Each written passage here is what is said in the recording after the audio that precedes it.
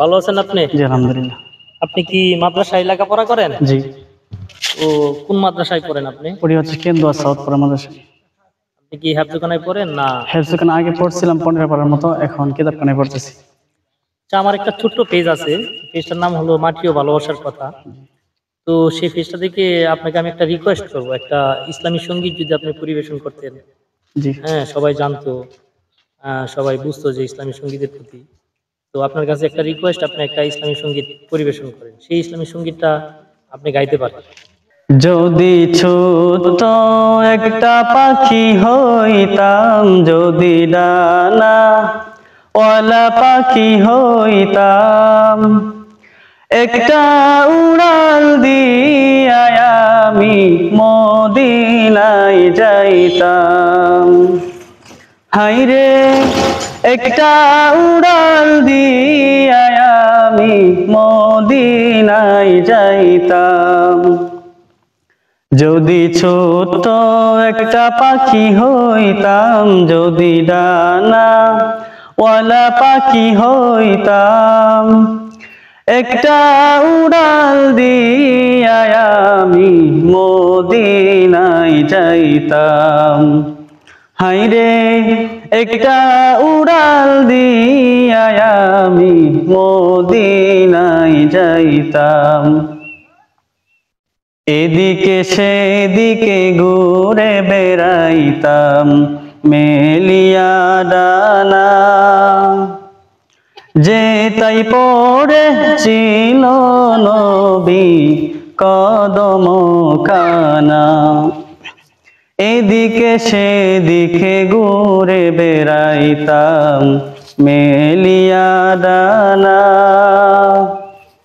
যে তাই পড়ে ছিল নবী কদম খানা। চরণ দুলি চুমু খেতাম, চরণ দুলি চুমু খেতাম, বুকের মাঝে জড়াইতাম আমি, বুকের মাঝে জড়াইতাম। একটা উড়াল দিয়া আমি মদিনায় যাইতাম। হাইরে একটা উড়াল দিয়া আমি মদিনায় যাইতাম। ওই মদিনায় আছেন আমার হাবিব খোদা, যাহার লাগি আমারে মন কাঁদে যে সদা। ওই মদিনায় আছেন আমার হাবিব খোদা, যাহার লাগি আমারে মন কাঁদে যে সদা।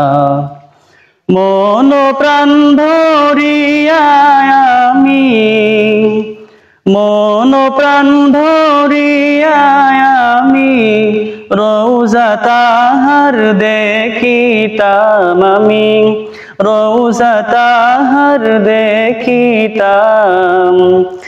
একটা উড়াল দিয়া আমি মদিনায় যাইতাম।